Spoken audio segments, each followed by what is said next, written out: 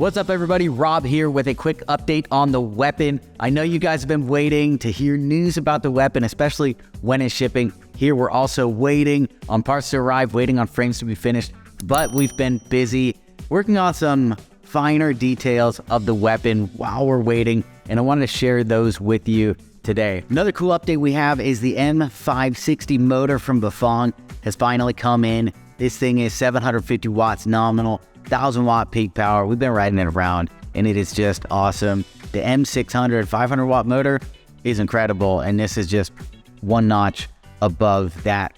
We'll try and get you some riding footage soon. It looks the same riding, but it's just faster, it feels stronger. It's pretty cool. The other tweaks we've made, those are all on 3D, so let's jump to the computer here. It's all about the details, baby, and I wanted to show you a few of the details we've been tweaking on this weapon here in 3D. Starting just at the top of the bike, working our way down, we have added some grommets here for the cables. We've got internally routed cables in this bike, no ugly wires hanging along the bike. So check this part out. This is a completely custom piece tool just for the weapon. Super cool. That's going to keep the dust out of your bike and make sure only the cables are going in the frame of your bike. We've got some modifications to how the charging port is constructed. If you look here very closely, you'll see that this circular area around the charging port is not quite symmetrical. It's not quite flat. There is a reason for that. This is a SYR charging port. SYR is the manufacturer of the battery case for this bike, and they've got a very special charging port which doesn't quite make sense by itself, but they do have custom aluminum down tubes for frames to fit these batteries, and a charging port to fit just right on there. So we have modified the shape of our carbon fiber charge port to match that aluminum one, so this charge port fits on it exactly how it should. If you look at our prototypes right now, there is a tiny bit of gapping on that charge port. I can't notice it, but we just wanted to clean that up for you so it looks even better. Here's where we get to some more functional aspects of the bike, and right off the bat, what we've got here is one of the most important parts of this bike. This is the rocker.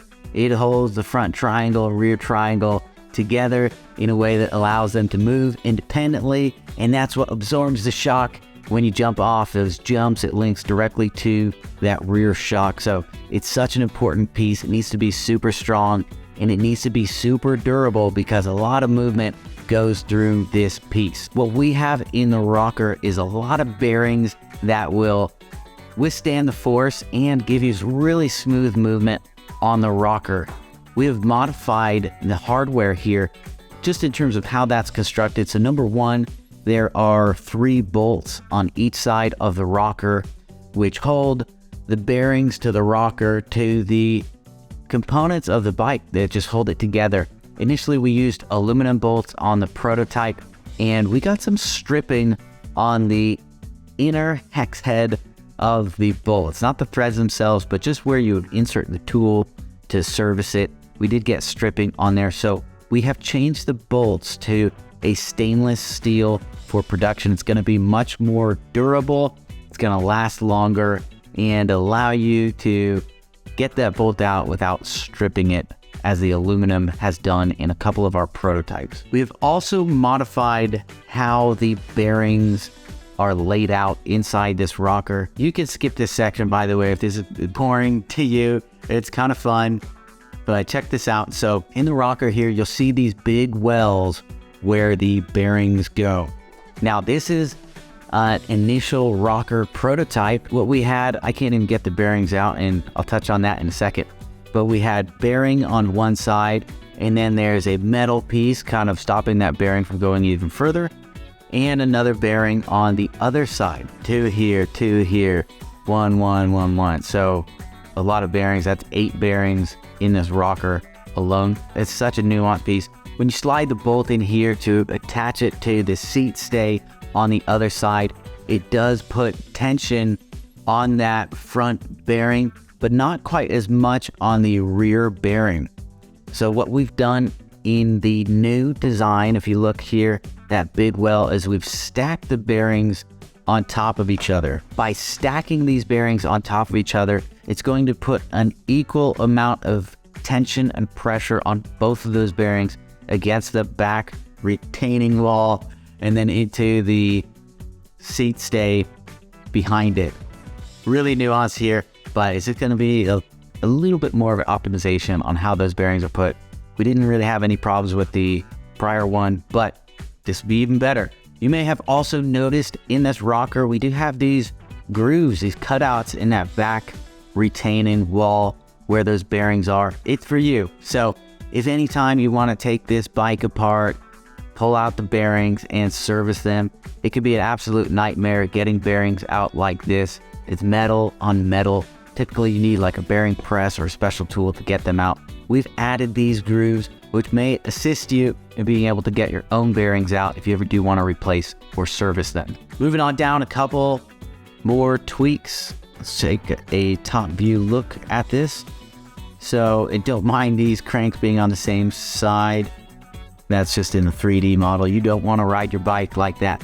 So between the crank and the chain stay here, we had a pretty tight fit on the prototypes. We bumped the clearance here just a little bit, so you get 8 millimeters of clearance here. A little bit more room for the crank and your foot to come around in the back. Final major tweak here. If you look back here in the rear triangle, you've got the seat stay, the chain stay, and because this is just a crazy bike and we expect you to be getting some air on it, sometimes when you go off jumps or you go through some really rough stuff, the chain can swing around in the back, and if you're going hard enough, it'll be slapping that back chain stay. So we actually have quite a few nicks from the chain back here in this area, and what we've done is we have added a chain guard. So this is a composite chain guard. It goes all the way up the chain stay. We had scratches all the way up here from the chain. So this is just going to protect your gloss paint, keep it looking really nice. If you ever want to just pull this plastic part off to showcase the paint under it, you're more than welcome to, but this will protect that paint. So that's it for those minor tweaks, and I'm sure you're wondering about the timeline for this product. There's a couple variables that are still up in the air right now. So what's happening is we do have 3 sizes for the weapon: small, medium, and large, and each 3 of those frames are being produced. The final production prototype of those frames. So what that means is it's the last prototype before mass production. It should be exactly the same frame as mass production, but they make one of each, put it through testing, and then produce the rest of them at our carbon fiber frame factory. So that's the order of operations there. On the other side of things, at our assembly factory, all of the parts have been ordered for your weapon, and we're just waiting on them to arrive. Bike components can have quite a long lead time, especially with the more premium components, and that's all this bike has. So kind of a bit of a question mark exactly when everything will arrive. We wish we could give you an exact date. Right now, we're still on track for a summer shipping timeline, but we can't say for certain with some of these variables. That's part of the magic of crowdfunding, is that we don't know exactly what will happen when we go to build it, but we do know we're going to build you an amazing bike, and we'll keep you updated every step of the way. That's it for the weapon update for today. Thank you so much for your patience. Keep an eye out for further updates, and if you enjoyed these nuanced things that we shared with you, let me know in the comment section below. We'll see you next time.